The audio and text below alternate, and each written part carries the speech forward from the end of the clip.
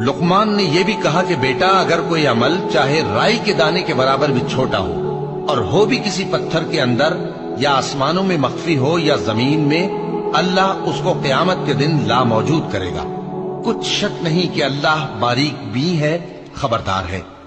बेटा, नमाज की पाबंदी रखना और लोगों को अच्छे कामों के करने का मशवरा देते रहना, बुरी बातों से मना करते रहना, और जो मुसीबत तुझ पर वाक़े हो उस पर सब्र करना। बेशक ये बड़ी हिम्मत के काम है।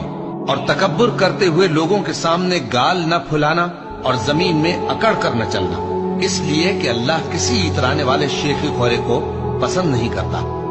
और अपनी चाल में एतदाल किए रहना और बोलते वक्त जरा आवाज नीची रखना, क्योंकि बहुत ऊंची आवाज गधों की सी है और कुछ शक नहीं कि सबसे बुरी आवाज गधों की होती है।